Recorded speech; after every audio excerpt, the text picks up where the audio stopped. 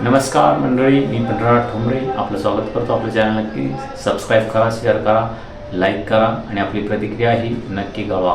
कालच महाराष्ट्रातील नगर परिषदेची निवडणुका जाहीर झालेल्या आहेत आणि या निवडणुकीमध्ये भाजप हा मोठा भाऊ ठरला. जवळपास 117 जागा 288 पैकी जवळपास 117 जागा या भाजपाला मिळालेल्या आहेत. आणि त्यानंतर शिवसेना शिंदेगड 53, राष्ट्रवादी काँग्रेस 37 आणि काँग्रेस 28, राष्ट्रवादी शरदचंद्र पवार गटाने 7 आणि शिवसेना उद्धव गटाला 9 जागा मिळालेल्या आहेत. आणि यामध्ये आपल्याला काँग्रेस ही गेल्या काही 10 वर्षापासून जी काँग्रेसची जी घसरण होत चालली आहे ती काँग्रेस उगवते का अशी धास्ती आता भाजपाला बसण्याची शक्यता आहे. कारण गेल्या 10 वर्षापासून कोमात असलेली काँग्रेस काहीही न करता पुन्हा एकदा उगवताना दिसते. बऱ्यापैकी काँग्रेसला विदर्भामध्ये तारलेला आहे. त्यामुळे काँग्रेस हा पक्ष पुन्हा जोमात येतोय का अशी परिस्थिती या निवडणुकीमध्ये दिसते आपल्याला. कारण हे सर्व महाविकास आघाडीतील जे पक्ष आहेत ते अनेक ठिकाणी सोबळावर लढूनही काँग्रेसना बऱ्यापैकी जागा मिळालेल्या आहे. महाविकास आघाडी जर एकत्र लढली असती तर या ठिकाणी वेगळं चित्र आपल्याला पाहायला मिळालं असतं. आणि आता काँग्रेस उगवते आणि उद्धव ठाकरे गटालाही या येणाऱ्या महापालिकेच्या निवडणुकीमध्ये संधी असू शकते. मात्र महाविकास आघाडीचं गठबंधन या ठिकाणी होणं गरजेचं आहे. तेव्हाच महापालिकेच्या निवडणुकीमध्ये महाविकास आघाडी ही महायुतीला टक्कर देऊ शकते. अन्यथा राज ठाकरे यांच्या एंट्रीमुळे काँग्रेसने जे एकला चलो रेचा नारा दिलेला आहे त्यामुळे महाविकास आघाडीमध्ये पुन्हा सोबळावर लढण्याचा नारा दिला जाऊ शकतो. उद्धव ठाकरे आणि मनसे एकत्र लढले तर त्याचा फायदा होईल का? कारण त्यांचे आणखीन जे युतीचं घोडं आहे ते अडलेलं आहे. जागा वाटपावरून दोन्ही भावामध्ये आणखीनही घासाघीस सुरू असताना आपल्याला दिसते. त्यामुळे महाविकास आघाडीने तात्काळ या संदर्भात निर्णय घेऊन जर एकत्र लढली तर भाजपाला महानगरपालिकेमध्ये महाविकास आघाडी टक्कर देऊ शकते अशी परिस्थिती आहे. मात्र युद्धाच्या अगोदरच महाविकास आघाडीतील नेत्यांनी पक्षांनी आपलं शस्त्र खाली ठेवल्याची परिस्थिती आपल्याला नगर परिषदांच्या निवडणुकामध्ये दिसली. आणि ती चूक जर महापालिकेच्या निवडणुकीत झाली तर त्याचा फटका मोठा राज ठाकरे, उद्धव ठाकरे, शरदचंद्र पवार आणि काँग्रेसलाही बसू शकतो. त्यामुळे महापालिकेच्या जर स्थानिक स्वराज्य संस्थेच्या निवडणुका या जिल्हा परिषदेच्या निवडणुका या जर एकत्र येऊन महाविकास आघाडीने लढल्या तर त्याचा मोठा फायदा महाविकास आघाडीला येणाऱ्या काळात होऊ शकतो. आणि महाविकास आघाडी पुन्हा जी आपल्याला विधानसभेला हारताना दिसली ती आता पुन्हा स्थानिक स्वराज्य संस्थेला उगवू शकते, पुढे येऊ शकते अशी परिस्थिती आपल्याला नगर परिषदेच्या निवडणुकीमधून दिसते. मात्र भाजपाला जो विजय मिळालेला आहे तोही विसरता येणार नाही. कारण भाजप हे महाराष्ट्रामध्ये शिवसेनेचं बोट धरून मोठे झालेले आहे. शिवसेना ही महाराष्ट्रामध्ये मोठा भाऊ होता. मात्र शिवसेनेचे तुकडे पडल्यानंतर, राष्ट्रवादीचे तुकडे पडल्यानंतर जे भाजपाने या दोन्ही पक्षामध्ये तुकडे पाडले आणि भाजपाला त्याचा फायदा झाला. आज भाजप देशाबरोबरच राज्यामध्येही मोठा पक्ष, सर्वात मोठा भाऊ म्हणून समोर आलेला आहे.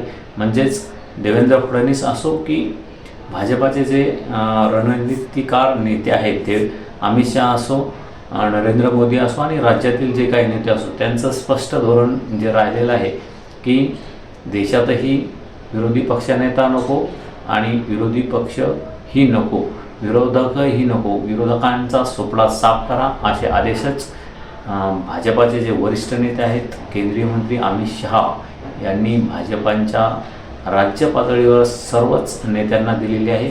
त्यानुसार राज्य पातळीवर नेते आपल्याला काम करताना दिसत आहेत आणि त्याचे रिझल्टही ते देताना दिसत आहेत. कारण 288 पैकी जवळपास 117 जागा नगराध्यक्ष म्हणून भाजपाने निवडून आलेले आहे की जी भाजपा शिवसेनेचा हात धरून मोठी झालेली आहे ती आता मोठ्या भूमिकेत आपल्याला महाराष्ट्रामध्ये दिसते. त्यांचाच मुख्यमंत्री आहे आणि या तोडाफोडीच्या राजकारणामध्ये भाजपाने यश मिळालेलं आपल्याला या ठिकाणी दिसतंय. जातीपातीच्या राजकारणाचा फायदाही त्यांना भाजपाला झालेला दिसतो आपल्याला, कारण ओबीसी वर्ग जो आहे तो भाजपाच्या पाठीमागे मोठ्या प्रमाणात उभा राहिलेला दिसतोय आणि मराठा आरक्षणाचा मुद्दाही भाजपाला बऱ्यापैकी यश मिळवून गेला. मात्र अतिवृष्टीचा जो काही निधी भाजपाने वितरित केला होता तो अनेक शेतकऱ्यांपर्यंत पोहोचलेला नाही. त्याचा फटका काही ठिकाणी बसलेला दिसतोय आणि त्यामुळे ही जे महाविकास आघाडीतील घटक पक्ष आहेत त्यांच्या 7-7, 8-8, 9-9 जागा आपल्याला दिसतात. मात्र काँग्रेसने चांगली उभारी घेतलेली आहे. या ठिकाणी काँग्रेस ही उगवताना दिसते. जवळपास काँग्रेसने 28 नगराध्यक्ष आणि 131 नगरसेवक नगरपालिकेच्या निवडणुकीत विजयी केलेले आहेत. त्यामुळे या ठिकाणी आपल्याला महाविकास आघाडीमध्येही चांगली विरोधी पक्षाची भूमिका चांगल्या प्रकारे निभावता आली नाही. मात्र लोकांनी या पक्षांना चांगला प्रतिसाद आपल्याला दिलेला दिसतोय. शिवसेना जो शिंदे गट आहे त्यांनाही 53 नगराध्यक्ष मिळालेले आहे. जो पक्ष मूळ शिवसेनेतून बाहेर पडला त्यांचे जवळपास 695 नगरसेवक हे निवडून आलेले आहेत. त्यामुळे यापुढे शिवसेनेचंच भाजपाला आव्हान राहू शकतं अशी परिस्थिती आपल्याला महाराष्ट्रामध्ये दिसते. कारण शिवसेनेचे जवळपास 53 नगरसेवक निवडून आल्याने आणि राष्ट्रवादी अजित पवार गट यांची ही कामगिरी बऱ्यापैकी राहिलेली 37 नगरसेवक हे निवडून आलेले आहेत. त्यामुळे राष्ट्रवादी अजित पवार गट म्हणावा तसा यशस्वी झालेला नसला तरी बऱ्यापैकी कामगिरी आपल्याला नगरपालिकेमध्ये दिसते. मात्र एकंदरीतच महायुतीचा जो टंका आहे तो आपल्याला स्थानिक स्वराज्य नगर परिषदेच्या निवडणुकीमध्ये दिसला. आता काही दिवसावरच स्थानिक स्वराज्य संस्था, जिल्हा परिषद, पंचायत समितीच्या निवडणुका येत आहेत, महापालिकेच्या निवडणुका येत आहेत. त्यामुळे महाविकास आघाडी जर एकत्र लढली, राज ठाकरे आणि उद्धव ठाकरे, काँग्रेस, राष्ट्रवादी, शरदचंद्र पवार गट या सर्वांनी मिळून एकत्र येऊन जर काम केलं आणि महायुतीबरोबर ते आघाडी करून लढले तर बऱ्यापैकी येणाऱ्या स्थानिक स्वराज्य संस्थेच्या निवडणुकीमध्ये यश मिळू शकतं. मात्र ती परिस्थिती आपल्याला नगर परिषदेमध्ये दिसली नाही.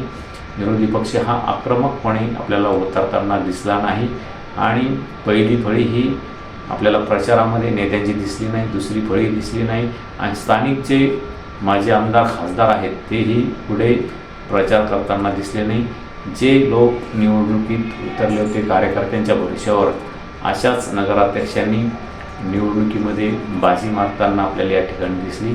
त्यामुळे गेल्या या नुकत्याच झालेल्या निवडणुकीमध्ये निकालात आपल्याला काँग्रेस उगवताना दिसते का आणि येणाऱ्या काळात भाजपाला शिवसेना टक्कर देऊ शकते का आणि उद्धव ठाकरे, राज ठाकरे यांना संधी आहे का, या संदर्भात आपली प्रतिक्रिया नक्की कळवा.